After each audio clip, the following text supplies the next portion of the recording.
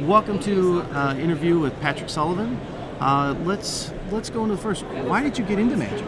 Well, back when I was a kid, my mom used to get me and my little brother a game every year for Christmas, and usually some sort of board game. Like we got, Battle Masters one year was totally sweet, and a couple things like that. And one day she went to the local shop, and they had a couple of the two-player starter decks for Revise. So she got one for me and one for my younger brother. And we spent some time, trying to figure out the rules and stuff. And it turned out a couple of my other friends, I was in the 7th or 8th grade at the time, a couple of my other friends were also playing. So I had a little circle of people to play with, one of whom was Eugene Harvey, who went on to have a ton of success playing Magic competitively, and it sort of stuck with me ever since. Now, what does being called the Red Mage mean to you? Well, I mean, if people appreciate, the decks that I build, or they like that particular style, I mean, that's cool. For me, what's most important is there's definitely a stigma about red decks being easier to play, or decks that people of a lower ability level gravitate towards. And what I hope is that I can show that there's a ton of space to play those decks at a higher level. The complications of those decks, it's really a deck revolve around timing. Yes, it's a lot about timing, and it's also, I mean, you are walking on a razor's edge the whole time because the power level of your cards are relatively low. Generally speaking, your opponent's playing more powerful cards than you are, and so your margin for error is actually a lot lower, in my opinion, than it is with other decks. So okay. I do like that if people can take away something from that and apply it to the decks that they build, or show that beatdown decks can have a lot of skill involved with them too. I think that's a good thing. Now, as you've gone along in Magic plays a large role in what you do for a living. Yes, I'm a game designer, mostly trading card games, but I do a little bit with board games, some digital stuff as well. How much fun is it to be able to use what you've learned from Magic and your experience over the years in multiple board games? Because normally when you're a Magic player, you are additionally a board game player. Yes. How much has that affected what you've brought into your game design? Well, it just gives you a way different perspective. I mean, both things make you better at the other. I think working in game design makes you a better Magic player, and being a Magic player can help you be a better game designer because your perspective is just broader. I think something that is a challenge for a lot of Magic players who try to get into game design is they have a very tournament-oriented focus. And when you're working in game design, you have to be thinking about the bigger picture, including casual play and all the kitchen table type stuff, and it's easy to lose track of that perspective. But once you're in the industry for a while and you see how a lot of different people handle the product and interact with things, and going to these kind of shows where you see, I mean, even at an event this competitive, there's still a pretty healthy amount of casual players who are here just kind of hanging out and playing games or playing Commander or whatever the case. Having that broader perspective on things, I think, makes you better at both things. Going back to the challenges of SCG Live, how difficult is it to do a full tournament? Explain to the people out there what is involved in it for you as an announcer. Well, I mean, the first thing is that there's a lot of work that happens before the lights even go on. I mean, there's a ton of prep work in terms of studying the metagame from the SCGs and the relevant Grand Prix from the previous weeks, getting an idea of what named players are going to be in the tournament and what their recent track record has been. And then when the show is actually running, I mean, 12 or 14 hours of talking, as you know, not the easiest thing to do. So fighting the mental and physical fatigue is, for me at least, the biggest challenge. Fortunately, I've been lucky enough to have people like Adrian Sullivan, Cedric Phillips in the booth with me, who are very knowledgeable and are good at keeping my energy level up and so on. But the fatigue, both mentally and physically, is by far the biggest challenge. Well, let's talk about that too. A lot of situations when it comes to two-man booths, they've been together like Aikman and Buck. They work together every week. They know each other inside out. When you go do these, you get a different person every time. How difficult is that to adjust to? Well, fortunately, most of the people that are in SCG's roster of commentators are people that I've known for a very long time through tournament Magic. So Adrian and Cedric. Later this year, I'll be doing a show with Mike Flores in Las Vegas. Ooh. Those are friends of mine for the last 10 years, and so we have already a pretty natural chemistry being on the booth with one another. When I am in the booth for the first time with someone I don't know, well, that'll be a new challenge, but I haven't had that experience yet, so I can't really say. Well, obviously with Return to Ravnica coming out, what cards have caught your eye? Well, obviously the reprinting of the dual lands is hugely influential for the way that mana bases are going to be built. And as a red player, the name is escaping me, but the red 2/2 yes. first strike, clearly way above the curve. I think not quite as powerful as Goblin Guy, but probably just a half step below that card in terms of overall power level. And then there's the 1-cost 2/2 that can't block and so on. So as far as mono red cards go, there's plenty of power. As a whole, it seems like the set is, I mean, the keywords seem like much better executions than the original Ravnica yes. As a game designer. And the power level seems to be in things that are ultimately relatively fun stuff, not like super grindy or super lockouty, but pretty proactive back and forth cards seem to be where the power level is placed. So I'm excited definitely to get to play with the set both for limited and constructed. Okay. Do you think that card, the red could show up in your red burn legacy deck?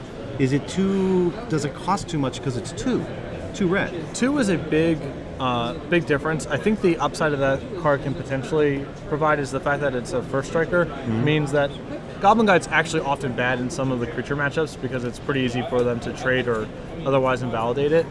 Having first strike is a huge deal in terms of how it operates against other creature decks. So in some matchups I could actually see it being a shade better. But I think in Legacy, the way the format is so fast, the difference between 1 and 2 mana is a huge jump. And so I would be surprised if it ultimately made the cut, but I would not rule it out. It's interesting because you talk about how the effect of Legacy in 1 and 2 makes a difference, and how in Standard it's like 4 and 5. Yeah. What a difference that is when it comes to play styles. Because literally when you're playing Legacy, I mean, turn 2 can really almost determine a match. Yeah, the game can definitely be over. And on top of that, there's cards like Daze and Spell Snare. I mean, Spell Snare is very explicitly good against 2-cost things, but Daze is your 1-drops can get in play on the play before Daze is a thing you have to worry about. Yeah. The 2-mana things, Daze always is a live card you have to worry about. So besides the format being very fast, there's some subtleties to a couple of the cards that cause the jump from 1 and 2 mana to be a very significant thing. Well, we just happen to be talking about Return to Ravnica cards. Give me your 5 best cards of all time that you've played with. I think as a, I mean, it's a tough question to answer now because my arguments are definitely colored by being a game designer. Okay. There's cards that I enjoyed a lot as a player 10 years ago, something like Rashad Import, as I enjoyed a lot as a player 10 years ago, that I would say is a totally heinous design, and in my bottom 10 cards now, I would say Birds of Paradise is, I think, pretty close to the perfect Magic design. It's powerful but high variance, and when Birds of Paradise is being powerful, the other player doesn't feel like they're losing the game to Birds of Paradise. Like, it's powerful without being frustrating. High variance, super sweet. That one's probably number 1. Number 2, I'd have to go probably with Lightning Bolt again. Super clean, super simple, resonant design. Players of all ability levels are drawn to it, attracted to it. So those are 1 and 2, and then after that, the list gets a little bit hazier. But you talk about Lightning Bolt, and when Lightning Bolt came back into Standard, it changed how you had to play because now the toughness really mattered. Yeah, I mean, used to be 2 killed everything. Yeah. Now it got pushed up because Lightning Bolt at 3. Yeah, and that's a card that's so powerful that you can expect it to show up in a lot of decks, and so as opposed to something like when Pyroclasm or Shock is the card in the format, certainly the jump from 2 toughness to 3 toughness matters, but a lot of your opponents aren't going to have those cards in their deck, so you can still play with like 2 toughness guys, and some of your opponents will have Pyroclasm and some won't, but Lightning Bolt is so powerful that it's going to be in a ton of your opponent's decks, and so then that flashpoint is very significant. Okay, well, let's talk about the best Magic game you've ever played. I mean, the best game I ever played, maybe it's because it happened recently, but the game 3 of the quarterfinals against Ross Merriam in last weekend's Star City Open in Los Angeles is near the top of my list. In terms of like how well I played a game, that might be number 1. In terms of my favorite game or match as a competitive player, I would say it was against Gary Wise playing for the top 8 of Grand Prix Philadelphia in 2001. Gary Wise, man who's crossed over into the world of poker. Yes. People underestimated him as a Magic player. Yes. Tell us a little bit about Gary and how good of a player he really was. Well, I think Gary sort of unfortunately caught a bit of a stigma where in the early 2000s, most of the very good Magic players were from some sort of poker or other that sort of background. They were very serious, stoic, not friendly at the table, all that kind of stuff. Gary wrote for the main website, and he was very gregarious, and so I think that a lot of people marked him as being a little bit on the softer side because he didn't fit the image of what a competitive player looked like. But if you just played against the guy, or you've seen this guy's tournament results, there's no question he was one of the very best players at a time when I believe, in my humble opinion, the Pro Tour was more competitive environment 10 years ago than it is nowadays. Oh, absolutely. There's no doubt about that. Yeah. And that's one of the things that's nice about talking to people like yourself that have been a part of that era, because a lot of people don't know how good of an era that really was. We're only seeing what we see today. But let's see this. My last question. If you only had to play one last match of Magic, who would it be and why? I actually have a very specific answer for this. Okay. It would be Urza Block, Mass Block Standard. I'm playing Mono Blue Magpile, and Osip Levodovich is playing Mono Green Stompy. And I say this because Osip and that time period were the two things that were most influential in me becoming a competitive Magic player. I had the luck of going to high school with Eugene Harvey, but he sort of went away to college in Pittsburgh at the time where I was still hanging out in New Jersey. And Osip was the first extremely good Magic player that I got to be around a lot, play games with, and get better as a result of being around him. And I credit him more than anyone else with whatever success I've had playing Magic competitively. And we had a lot of battles at the only game in town Friday nights of that format. We had like $250, $500 FNMs before those sort of tournaments were really a thing. And that's really how I cut my teeth playing Magic competitively. So I would like to give that match one more spin. I will follow up with one question.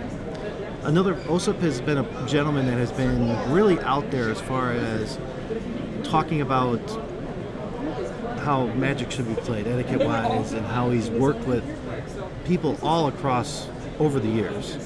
He obviously was a big influence on you. Tell the people a little more about Osip, and he's borderline Hall of Fame.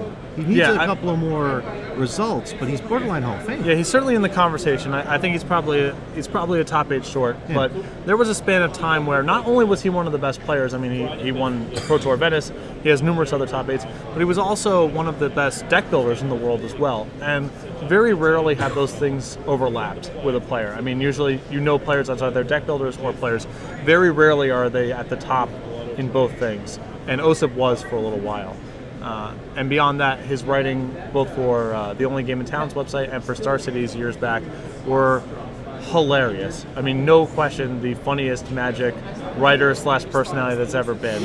And he's sort of in the background a little bit now. I think he's focusing more on his career, although he still shows up. I think he actually won a PTQ in the last 6 months. I believe so, if you're not correct, yeah. Yeah, so he's still involved in the game, sort of on the side, but people have short memories with this stuff, and if you weren't around the game 7 or 8 years ago, you really missed out, because Osip's influence on gameplay and deck building and his humor were incredible and are sorely missed. Well, I want to thank you for your time today. Yes. Robert Martin, Patrick Sullivan, thank you for watching.